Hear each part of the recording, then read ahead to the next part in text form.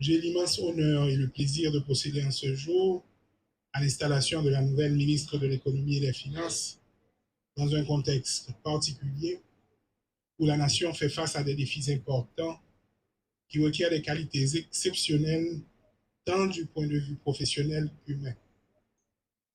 Mais la réussite de notre mission ne se mesurera pas à l'aune de la connaissance des dossiers et à la profondeur des compétences, mais surtout à la capacité de donner des résultats et de faire face aux multiples défis avec un sens de responsabilité et certainement avec beaucoup de sérénité. Monsieur le ministre sortant, il y a des femmes et des hommes qui traversent l'histoire, même en ayant occupé des responsabilités publiques de premier plan, mais leurs souvenirs s'effacent des mémoires comme les écrits sur le sable. Tandis que vous, monsieur le ministre, vous marquez à tout jamais l'histoire de ce ministère et du pays pour avoir su imprimer votre marque à travers plusieurs initiatives et réussites de grande ampleur. Durant vos 4 années et demie en charge de ce ministère, vous avez stabilisé, de concert avec la Banque de la République d'Haïti, l'environnement macroéconomique, même dans un moment aussi compliqué. Les comptes publics qui subissaient depuis plusieurs années les contre-coups de nos crises chroniques ont été en partie stabilisés. Les recours incessants à la BRH, ne serait-ce que pour boucler les dépenses de fonctionnement les plus primaires, ont grandement ralenti. De plus, notre pays, qui subit depuis plusieurs années les évaluations de différentes institutions internationales, a reçu des notes d'encouragement à plusieurs reprises, tenant compte des efforts accomplis et de la confiance qui s'est instaurée avec les différents partenaires techniques et financiers. Par ailleurs, sachant que l'économie est totalement allergique aux incertitudes, aux crises et à l'absence de maîtrise des horizons sociopolitiques, vous avez quand même essayé d'insuffler les réformes qui pourront trouver leur voie dans des circonstances plus favorables. La nation vous en est reconnaissante. Mesdames, Messieurs, aujourd'hui marque un autre tournant dans la vie politique, dans notre vie de peuple.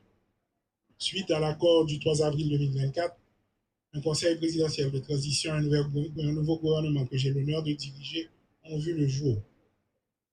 Et pour mener les missions dévolues au ministère de l'Économie et des Finances, mon choix s'est porté sur une grande professionnelle compétente, rigoureuse et en le sens de la réalité, une femme qui marque de son empreinte tous les postes qu'elle a occupés. En effet, ces différents passages, notamment au ministère des Finances, à la DRH et comme fonctionnaire international auprès du Fonds monétaire international, de la Banque mondiale, de la Banque interaméricaine de développement, entre autres, ont forgé des convictions et nourri des expériences indispensables à la gestion d'un ministère aussi central que celui de l'économie et des finances. Madame la ministre, les défis qui vous attendent sont colossaux et touchent dans la gestion des finances publiques en vue de maintenir le cap et explorer certaines autres pistes que des opportunités économiques à saisir afin de remettre le pays sur les rails. En effet, ces dernières années, la situation des entreprises s'est grandement aggravée. Certaines ont été pillées ou brûlées, d'autres ont dû mettre la clé sous la porte pour qu'on ait capacité de fonctionner ou de répondre à leurs obligations. Des marchands et des petits entrepreneurs sont privés depuis quelques années de leur gagne-pain quotidien à cause notamment de l'insécurité et des incessants incendies des marchés publics. Cette situation crée des pertes énormes dans l'économie, en plus de priver les personnes affectées de fruits de leur travail. Madame la ministre, je compte sur vous et je sais que vous pourrez compter sur la collaboration et l'appui d'un personnel qui s'est toujours démarqué pour ses compétences avérées, un professionnalisme hors pair.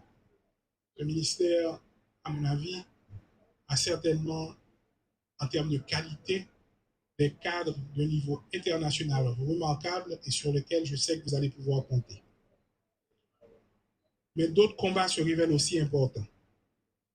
La réforme des finances publiques en cours doit être renforcée dans ses différents aspects afin de redynamiser certains processus en cours de transformation, notamment la poursuite de la réforme fiscale essentielle à notre autonomie en tant que peuple et au financement de nos priorités nationales, la réforme budgétaire et de la comptabilité publique, ainsi que le renforcement des corps de contrôle.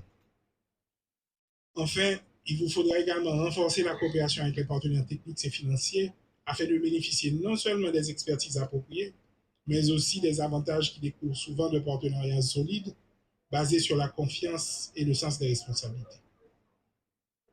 Vous allez voir ce que moi j'ai découvert depuis 2 semaines. Tout est urgent.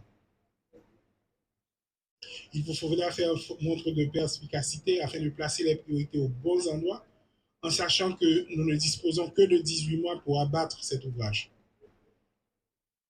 Madame la ministre, je vous souhaite du courage. Et je vous rassure déjà que vous allez pouvoir compter sur nous, sur le Conseil présidentiel et le cabinet ministériel pour vous accompagner dans cette lourde tâche.